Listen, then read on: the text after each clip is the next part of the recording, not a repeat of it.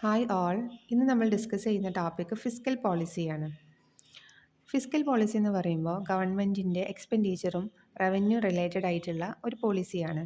ഗവൺമെൻറ്റിന് എങ്ങനെയൊക്കെയാണ് റവന്യൂ കിട്ടുന്നത്, അത് ടാക്സ് ഇമ്പോസ് ചെയ്യുമ്പോൾ, അതേപോലെ ഫീസ്, പെനാൽറ്റി അങ്ങനെയുള്ള കാര്യങ്ങളിലൂടെയൊക്കെ റവന്യൂ കിട്ടുന്നുണ്ട്. അതേപോലെ തന്നെ അതെങ്ങനെയാണ് സ്പെൻഡ് ചെയ്യുന്നത്. സ്പെൻഡ് ചെയ്യുക എന്ന് പറയുമ്പോൾ അത് വെൽഫെയറിന്, നമ്മളെ ഡിഫെൻസിന് വേണ്ടിയിട്ടൊക്കെ ഗവൺമെൻറ് ഒരുപാട് സ്പെൻഡ് ചെയ്യുന്നുണ്ട്. അപ്പോൾ അങ്ങനെയുള്ള കാര്യങ്ങൾ റിലേറ്റഡ് ആയിട്ടുള്ള പോളിസിയാണ് ഫിസ്ക്കൽ പോളിസി എന്ന് പറയുന്നത്. ഇതിന് ബജറ്ററി പോളിസി എന്നും കൂടെ പറയുന്നുണ്ട്. കാരണം ഇത് ബജറ്റിലൂടെയാണ് ഈ ഒരു ഫിസ്ക്കൽ പോളിസി ഡെബിറ്റ് ചെയ്യുന്നത്. ഫിനാൻസ് മിനിസ്റ്ററാണ് ഇന്ത്യയിൽ നമ്മൾ ബജറ്റൊക്കെ അവതരിപ്പിക്കുന്നത്. ദെൻ ഇതിൻ്റെ മെയിൻ ടൂൾസ് എന്ന് പറയുന്നത് tax, government spending, transfer payment ഒക്കെയാണ്. ടാക്സ് നമുക്കറിയാം രണ്ട് തരത്തിലുണ്ട്. ഡയറക്റ്റ് ആൻഡ് ഇൻഡയറക്റ്റ് ടാക്സ് ഉണ്ട്. ഡയറക്റ്റ് ടാക്സ് എന്ന് പറയുമ്പോൾ അത് ഇമ്പോസ് ചെയ്യുന്ന വ്യക്തിയും അത് പേ ചെയ്യുന്ന വ്യക്തിയും അത് ചുമത്തപ്പെടുന്ന ആളും അത് ആ ഒരു ടാക്സ് അടക്കുന്ന വ്യക്തിയും ഒരാൾ തന്നെ ആയിരിക്കും. അതിൽ നമുക്ക് പറയാം കോർപ്പറേറ്റ് ടാക്സ്, ഇൻകം ടാക്സ് പോലുള്ളതൊക്കെ ഡയറക്റ്റ് ടാക്സ് ആണ്. ഇൻഡയറക്റ്റ് ടാക്സിൽ വരുന്നത് അത് പേ ചെയ്യുന്ന ആൾ ഡിഫറെൻ്റ് ആയിരിക്കും. അതിൻ്റെ ഓണർഷിപ്പ് നമുക്ക് ചേഞ്ച് ചെയ്യാൻ കഴിയും.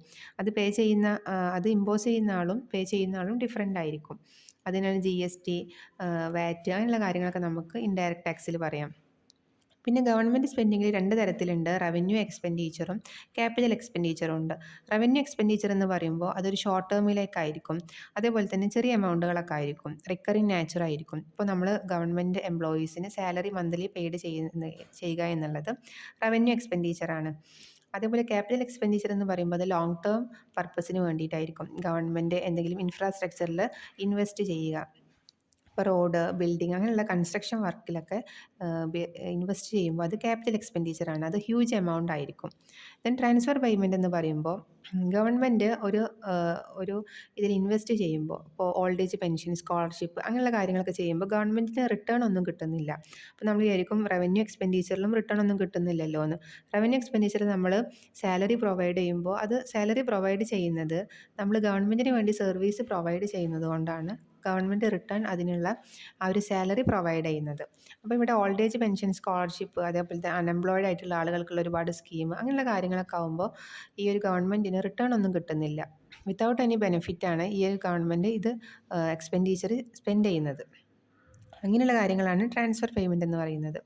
ഇനി എന്താണ് ഈ ഫിസ്ക്കൽ പോളിസിയുടെ മെയിൻ ഒബ്ജക്റ്റീവ്സ് എന്നുള്ളതാണ്. ഫുൾ എംപ്ലോയ്മെൻറ്റ് ഇക്കോണമിയിൽ ക്രിയേറ്റ് ചെയ്യുക. നമ്മൾ പറഞ്ഞു ഒരുപാട് ഇൻഫ്രാസ്ട്രക്ചറിലൊക്കെ ഇൻവെസ്റ്റ് ചെയ്യുമ്പോൾ ഗവൺമെൻറ് അവിടെ എംപ്ലോയ്മെൻറ്റ് ഓപ്പർച്യൂണിറ്റീസാണ് പ്രൊവൈഡ് ചെയ്യുന്നത്. അങ്ങനെ ആ ഒരു ഇക്കോണമിനെ ഫുൾ എംപ്ലോയ്മെൻ്റ് ആയിട്ട് മാറ്റുക എന്നുള്ളത് ഈ ഒരു ഫിസ്ക്കൽ പോളിസിയിലൂടെ ഗവൺമെൻറ് അച്ചീവ് ചെയ്യുന്ന ഒരു ഒബ്ജക്റ്റീവാണ്. Then price stabilization. നമുക്കറിയാം ഒരു ഇക്കോണമിയിൽ ഇൻഫ്ലേഷൻ ആൻഡ് ഡിഫ്ലേഷൻ ഉണ്ടായിരിക്കും. ഇൻഫ്ലേഷൻ ടൈമിൽ ഗവൺമെൻറ് സ്പെൻഡിങ് റെഡ്യൂസ് ചെയ്തിട്ട് ടാക്സ് ഇൻക്രീസ് ചെയ്യും. ഈ ഒരു ഇതിൽ സ്പെൻഡിങ് റെഡ്യൂസ് ചെയ്ത് ടാക്സ് കൂട്ടുമ്പോൾ എന്താ ചെയ്യുക, ടാക്സ് കൂട്ടുമ്പോൾ ഗുഡ്സ് ആൻഡ് സർവീസസിൻ്റെ പ്രൈസ് കൂടും. അപ്പോൾ നമ്മൾ എന്ത് ചെയ്യും, നമ്മൾ സ്പെൻഡ് ചെയ്യുന്ന ഇക്കോണമിയിൽ സ്പെൻഡ് ചെയ്യുന്ന ആ ഒരു മണി സർക്കുലേഷനും കുറയും. അങ്ങനെ നമുക്ക് ഇൻഫ്ലേഷന് കൺട്രോൾ ചെയ്യാം. ഡിഫ്ലേഷൻ ടൈമിൽ നേരെ ഓപ്പോസിറ്റ് ആയിരിക്കും. സ്പെൻഡിങ് കൂട്ടിയിട്ട് ടാക്സ് കുറക്കും. ടാക്സ് കുറക്കുമ്പോൾ എന്തായിരിക്കും, നമ്മൾ ഗുഡ്സ് ആൻഡ് സർവീസസ് കൂടുതൽ വാങ്ങും. അങ്ങനെ മണി സപ്ലൈ ഉണ്ടായിട്ട് ഡിമാൻഡ് അവിടെ കൺട്രോൾ ആവും. അതേപോലെ തന്നെയാണ് stabilising economic growth. Economic growth ഒന്ന് സ്റ്റെബിലൈസ് ചെയ്യുക. നമുക്കറിയാം ഇക്കോണമിയിൽ ഒരുപാട് സ്റ്റേജസ് ഉണ്ട്. ബൂം, റെസിഷന്, സ്ലോ ഡൗൺ അങ്ങനെ ഒരുപാട് കാര്യങ്ങളുണ്ട്. അപ്പോൾ ഇതിലൊക്കെ എപ്പോഴും ഒരു ഇക്കോണമി കൂടുതലായിട്ടും നോക്കേണ്ടത് അത് സ്റ്റേബിളായിട്ട് ഇക്കോണമിക് ഗ്രോത്താണ്. സ്റ്റേബിളായിട്ടുള്ളതാണ്. ഒരിക്കലും ബൂമോ അല്ലെങ്കിൽ സ്ലോ ഡൗണോ അങ്ങനെയുള്ള കാര്യങ്ങളല്ല, എപ്പോഴും സ്റ്റേബിളായിരിക്കണം. അപ്പോൾ ബൂമായിരിക്കുന്ന ടൈമിൽ ഗവൺമെൻറ് സ്പെൻഡിങ് കുറച്ച് ടാക്സ് കൂട്ടും. അപ്പോൾ എന്തായിരിക്കും, ഗുഡ്സ് ആൻഡ് സർവീസസിൻ്റെ ആ ഒരു വിലകളൊക്കെ കൂടിയിട്ട് സ്പെൻഡിങ് നമ്മളും ഇക്കോണമിയിൽ കുറയും. അങ്ങനെ മണി സർക്കുലേഷൻ നമുക്ക് കൺട്രോൾ ചെയ്യാൻ പറ്റും. സ്ലോ ഡൗണിലാണെങ്കിൽ നേരെ ഓപ്പോസിറ്റ് ആയിട്ട് സ്പെൻഡിങ് കൂട്ടിയിട്ട് ടാക്സ് കുറക്കും. അപ്പോൾ നമ്മൾ ഗുഡ്സ് ആൻഡ് സർവീസസ് വാങ്ങുന്നത് കൂട്ടിയിട്ട് ആ ഒരു ഇക്കോണമിയിൽ മണി സർക്കുലേഷന് നോർമലാവും. അങ്ങനെയാണ് ഈ ഒരു ഫിസ്ക്കൽ പോളിസിയിലൂടെ ഇക്കോണമിക് ഗ്രോത്ത് സ്റ്റേബിൾ ആക്കുന്നത്. ദെൻ നെക്സ്റ്റ് വരുന്നതാണ് balance of payment. Balance of payment related ആയിട്ടുള്ളത് export and import equilibrium achieve ചെയ്യാൻ വേണ്ടിയിട്ടാണ്. നമുക്കറിയാം ഒരു ഇക്കോണമിയിൽ ഏറ്റവും കൂടുതൽ വേണ്ടത് എക്സ്പോർട്ടാണ്. എന്നാലേ നമുക്ക് മറ്റുള്ള രാജ്യങ്ങളിൽ നിന്നുള്ള, കൺട്രീസിൽ നിന്നുള്ള ആ ഒരു അവരുടെ അവരുടെ കറൻസി നമ്മുടെ നാട്ടിലേക്ക് എത്തുകയുള്ളൂ. ഇമ്പോർട്ടൊക്കെയാണ് കൂടുതൽ എന്നുണ്ടെങ്കിൽ നമ്മുടെ രാജ്യത്തു നിന്നുള്ള എന്താ പറയുക കറൻസി മറ്റു രാജ്യത്തേക്കാണ് പോകുന്നത്. അപ്പോൾ എക്സ്പോർട്ട് കൂടാനാണ് ഒരു രാജ്യം എപ്പോഴും നോക്കേണ്ടത്.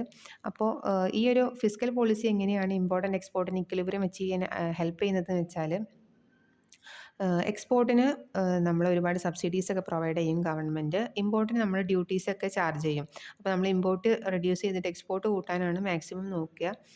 അങ്ങനെ നമുക്ക് ഒരു ഇക്വിലിബ്രിയം അച്ചീവ് ചെയ്യാൻ പറ്റും. നമ്മൾ നേരത്തെ പറഞ്ഞ ഈ ഒരു ഇൻഫ്ലേഷൻ ടൈമിൽ സ്പെൻഡിങ് കുറച്ചിട്ട് ടാക്സ് കൂട്ടുന്ന ഈ ഒരു പ്രോസസ്സിന് പറയുന്ന പേരാണ് കോൺട്രാക്ഷണറി. അതായത് സ്പെൻഡിങ് കുറക്കുമ്പോൾ നമ്മൾ സ്പെൻഡിങ് കുറച്ചിട്ട് ടാക്സ് കൂട്ടുന്ന ഈ ഒരു പ്രോസസ്സിന് പറയുന്ന പേരാണ് contractionary fiscal policy. Then expansionary എന്ന് പറയുമ്പോൾ സ്പെൻഡിങ് കൂട്ടിയിട്ട് ടാക്സ് കുറക്കുന്നതിനെയാണ് എക്സ്പാൻഷനറി ഫിസ്ക്കൽ പോളിസി എന്ന് പറയുന്നത്. Then last topic components of fiscal പോളിസിയാണ്. റവന്യൂ ആൻഡ് എക്സ്പെൻഡിച്ചർ ഇതിൻ്റെ കോമ്പണൻസ് ആണ്. പബ്ലിക് ഡെപ്റ്റ് എന്ന് പറയുമ്പോൾ ഗവൺമെൻറ് പബ്ലിക്കിൽ നിന്നും പണം കടം വാങ്ങുന്നതിന്, അല്ലെങ്കിൽ അതേപോലെ തന്നെ മറ്റുള്ള ഫിനാൻഷ്യൽ ഇൻസ്റ്റിറ്റ്യൂഷൻസിൽ നിന്നൊക്കെ വേൾഡ് ഫിനാൻഷ്യൽ ഇൻസ്റ്റിറ്റ്യൂഷൻസിൽ നിന്ന് കടം വാങ്ങാം. അതേപോലെ തന്നെ പബ്ലിക്കിൽ നിന്ന് വാങ്ങാം. ഡെഫിസിറ്റ് എന്ന് പറയുമ്പോൾ ഗവൺമെൻറ്റിൻ്റെ എക്സ്പെൻഡിച്ചർ കൂടുതലും അതേപോലെ തന്നെ റവന്യൂ കുറവാണെങ്കിൽ അതിന് ഡെഫിസിറ്റ് എന്ന് പറയും. നേരെ മറിച്ചാണെങ്കിൽ സർപ്ലസ് എന്ന് പറയും. ഈ ഒരു ഡെഫിസിറ്റ് എന്നുള്ള ടേം ആദ്യമായിട്ട് ഇൻട്രൊഡ്യൂസ് ചെയ്തത് ജെ എം കെയ്ൻസ് ആണ്. ഇത്ര ടോപ്പിക്കാണ് നമ്മളിതിൽ ഡിസ്കസ് ചെയ്യുന്നത്.